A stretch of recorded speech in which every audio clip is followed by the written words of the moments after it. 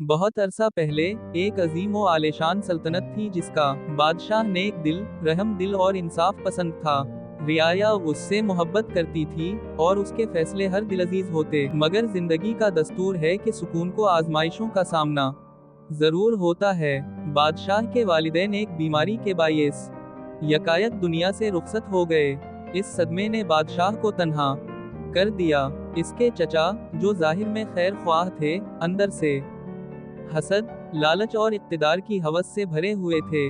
उसने बादशाह को मजबूर किया कि वो उसकी बेटी शायना से शादी कर ले। शायना न सिर्फ खूबसूरत थी बल्कि गुरूर और जिद का मुजस्समा भी थी। बादशाह ने खानदान की इज्जत के पेश नजर ये रिश्ता कबूल तो कर लिया, मगर दिल से कभी नहीं माना। एक दिन बादशाह शिकार के लिए निकला। कुदरत की चाल देखें, अचानक आसमान पर सियाह बादल छा गए, बिजली चमकी और बारिश का तूफान आ गया। बादशाह अपने साथियों से बिछड़ गया और तन्हा जंगल की घने दरख्तों में भटकने लगा। रात की तारीकी, दरिंदों की आवाजें और तन्हाई, ये सब किसी परेशानी से कम ना था। इसी खौफनाक रात में एक दूर से रोशनी झिलमिलाती दिखाई दी। वो एक पुरानी सी झोपड़ी थी। बादशाह ने दरवाजा खटखटाया तो एक ज़ईफ मगर परनूर चेहरा बाहर निकला। उसने बादशाह को एक थका हारा मुसाफिर जानकर अंदर बुलाया।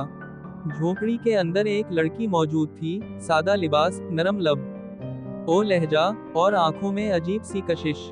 उसका नाम नीलम था। नीलम और उसके वालिद लकड़ियां काटकर शहर में बेचते थे। इनकी जिंदगी सादा मगर बाइज्जत थी।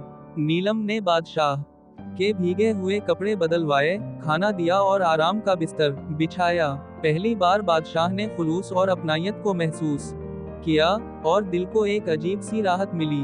जब बादशाह वापस महल पहुंचा तो नीलम का चेहरा उसके दिल से ना निकला। शायना की खौदगर्जी और गुरूर ने उसे और बेजार कर दिया। आखिर कार उसने फैसला किया, मैं नीलम से शादी करूंगा, चाहे कुछ भी हो जाए। चचा और शायना तैश में आ गए। शायना ने चीख वाओ पुकार की, चचा ने रसोई की धमकियां दें। मगर बादशाह अपने फैसले पर डट गया। वो खुद झोपड़ी में रिश्ता लेकर गया और नीलम के वालिद ने नम आंखों के साथ खुशी से हाँ कर दी। शादी के बाद नीलम महल में आ गई। उसकी सादगी, नरमी और मोहब्बत ने हर दिल जीत लिया। कुछ अरसे बाद नीलम हामिला हुई।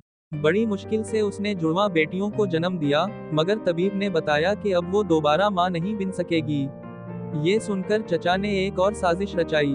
उसने वजीर को खरीदा और उसे कहा कि वो बादशाह को ये बावर कराए कि बेटियों से रियासत नहीं चलती।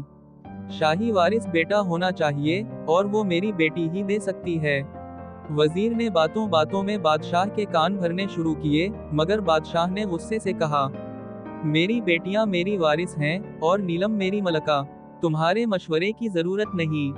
नाकामी से झुलसते चचा ने फिर जहर की साजिश की। एक दफा बादशाह किसी दूसरी रियासत में काम गया तो चचा ने वजीर से एक जंगल से सपीरे से एक बहुत जहरीला सांप मंगवा के नीलम के कमरे में छोड़ा गया, मगर किस्मत को कुछ और मंजूर था।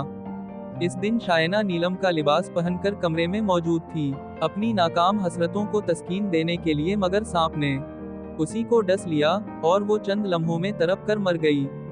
चचा और वजीर का चेहरा जर्द पड़ गया जब उन्हें इल्म हवा के गलती से अपनी ही बेटी को मरवाया। बादशाह ने जब वापस आकर सच जाना तो उसने वजीर को कैद में डाल दिया और चचा महल के दरवाजे पर नीम पागल हालत में बैठा रहता। मगर बात यहीं खत्म नहीं हुई। चचा ने आखिरी बार एक चाल और चली।